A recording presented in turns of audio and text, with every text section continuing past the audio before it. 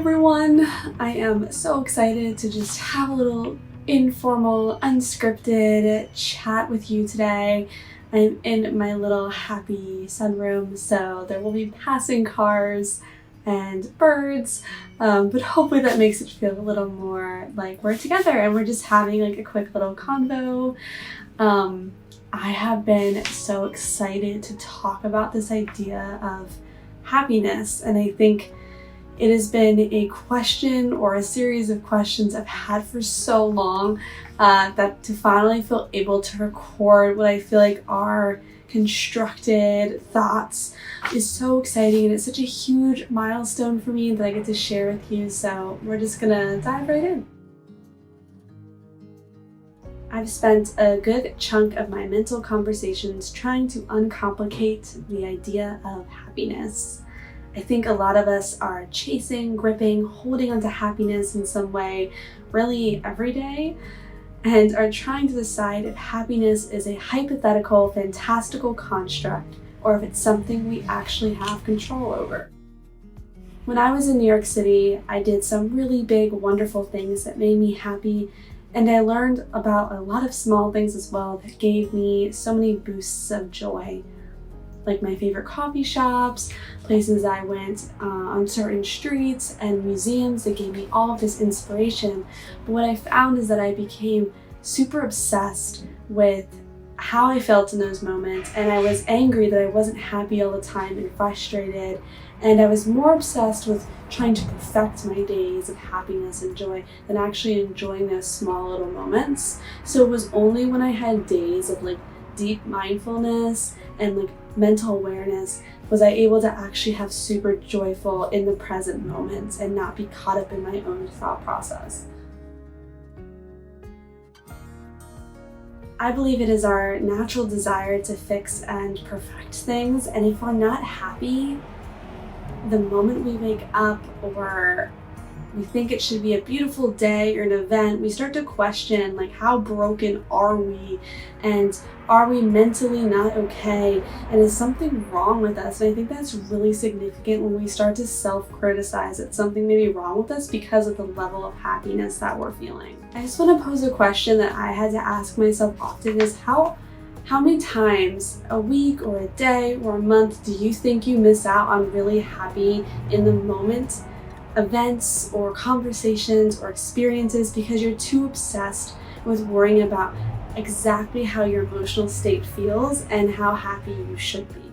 I have a lot of friends and family members, including myself, that tend to cling on to happy memories as if it's the only way for us to be happy, and usually that's through childhood experiences or a form of nostalgia, and we let ourselves down when we don't have that same exact replica of happiness and we're joyful, and we get hard on ourselves and we feel depressed and lonely because it's not the same thing that we remember. And I think that's really significant because we're not designed to relive an exact moment. Life is always changing and we're always changing, and it's so beautiful and important to be changing with life.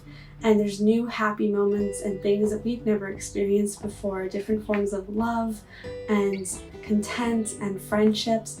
And I think I would hate to miss out on newly designed opportunities because I was so caught up in who I was or what I could have had. So my point that I'm getting at here, friends, is that so many of us try to take our fantastical happiness and cram it in with our reality happiness and try to compare the two. They're going to be different because our fantastical happiness is just that. It is a bar set in our head of high expectation that supersedes our abilities in our reality, in our day-to-day, and that is setting our happiness up for failure. We've all heard the term setting yourself up for failure, but I want to take it a step further and ask, are we setting certain emotions up for failure? And I think once we become aware of that, we learn so much about how we react to things, how we perceive things, and most importantly, what we expect for our emotions. So, for example, I used to wake up in the morning and think I was automatically supposed to be super happy and energetic every morning. That is not realistic. And I obtained that belief from watching a few or maybe too many like morning routine videos, perfect morning media or pictures or Pinterest. And I'm not saying those things are wrong, but I think I over-ingested in them growing up. So I assumed when I got older and I had more things and control in my life that I should wake up energetic and happy. And look, you have all these things, you have all these blessings, and you're still tired, you're still anxious. And I would question myself and my worth, and I would question if I was ungrateful or not worthy of happiness. And that's a really scary thing to face. And by waking up and going, wait a minute, I'm not joyful, I would find myself becoming more frustrated as if I already failed the day and the day hadn't even happened yet. When all I really had to do was acknowledge the emotions I was facing. Okay, you're anxious, you're tired, you're stressed. Separate them and then make the choice to pursue happiness that day. And I like to pose that as well. It is possible to choose how you want to perceive certain moments in your day, experiences, interactions. You can make the choice right now for the next hour to just be happier. The trick is not setting the bar as to what that looks like. Sometimes being happier is just being a little more grateful. By choosing happiness and not expecting to feel a certain way, I was giving myself actionable opportunities to pursue happiness. Like, okay, I would love to have a very joyful, peaceful next hour. So I would put something in my schedule or plan something that I knew was most likely going to make me happy and joyful. And I let go of expectations if it would work or not. And suddenly I was taking steps for myself to feel that happiness and joy instead of expecting my happiness to find me and then dictate my day. I dictated my day, my emotions did not. And I think that's super important. And the difference to this is I was basing the happiness that I could obtain on the things that were tangible in front of me, things I could do in that moment, in that season with my ability, small or big, and not setting a bar in my head as to what I needed for happiness. So I was able to have happiness every day once I realized that. Like even today, I decided, you know what, you have to work today. It's a random day of the week. You have stuff you need to do for your job that you're so fortunate to have. And instead of being sad that I had to work today, I acknowledged I had to work, but it might be a little stressful. So how do I create things that can make that day better instead of going, oh my gosh, I'm just gonna go escape in my brain and pretend I'm at a beach all day and then be upset because I'm not at the beach on this beautiful day, when I took the reality of what I had and I made it better instead of assuming what could be better. And my gosh, guys, that little skill made the biggest of difference because I was able to go after the things I desired in that day and not be like dictated by my fantastical escapism brain. It was awesome. Ultimately, it makes you more observant and grateful throughout the day because you're now in the moment looking for things that could make you happier. Like, oh, you know what? Those flowers are beautiful as you drive down the street. And oh, I should check in on so-and-so because you're in the moment and you're thinking of things that you can do to bring yourself more joy instead of always forward or previous rejecting in your head. So here's the difference. Instead of chasing happiness, I was constructing happiness. And that's kind of the theme of what I am trying to get by today. And guys, like, what a change of thinking. Like, you do not need to chase happiness. It is already instilled in you. Everything that you need, all of your thoughts and ideas are already within you, that joy. And you just have to acknowledge the day you're having and what you're able to do for yourself, whether it's really big or really small, and then build your happiness throughout the day and throughout the week. You don't have to go chase it down. You don't have to get it from another person. You don't have to bring it into a worldly resource and give in to temptations and desires because you think that's going to be your only path to happiness outside of yourself when really it's already within you. Here's another example. I was baking a cake. The other day I was taking some edible flowers from this space and I wanted to make a floral cake for some friends I was having over with some of the edible flowers decorated on it. It was like the first time I ever made a cake like that. And yeah, I would have loved to like hands make my own fondant. I'm obsessed with the Great British Baking Show right now anyways.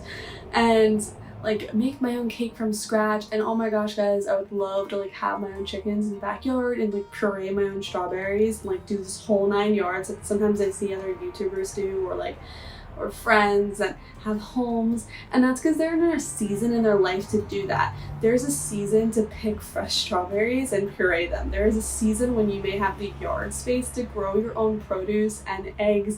There's a season when you'll have time to like make something from scratch, whether it's clothing or food or a new skill you want to learn, and maybe you're just not in that season of your life right now to do it, and that is okay. It doesn't mean you're never going to do it. It doesn't mean what you're doing is not good enough. Maybe one day I'll make the cake I want to make, but for now it still was a joyful time. It was really appreciated and fun and pretty, and that's okay too. And I know a cake seems like a really lame example, but like apply that to other parts of your life that are more important than baking. Maybe it's like how you perceive yourself. And you know what, yeah, like I'm not as fit and healthy as I want to be right now, but I'm taking these 5 steps every day to work towards the goals I've set and the vision I have for my day-to-day lifestyle, and that is enough for today, and that is the season I'm in. And maybe we are being challenged in our seasons to focus less on ourselves and be humble and to have humility and perceive and help others and be a service to others and not self-internalize so much. That's another thing I've learned about happiness. Like I was being selfish sometimes, overthinking about myself and like what I needed and why I wasn't happy, when all I had to do that day too was maybe take the limelight off of me and like go and help another person. Well, thanks for hanging out with me. I love you guys so much. I truly want the best for you. I want you to be happy and joyful and with God, and like having these intentional filled days and acknowledging that bad days are temporary and you'll move past them, and still look for the little good moments in your days is definitely what I pray for you today and always. I have to now water all my plants. I didn't water them today yet, so it's time.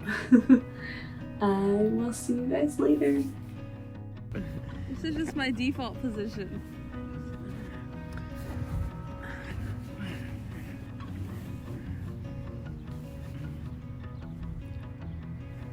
Stop!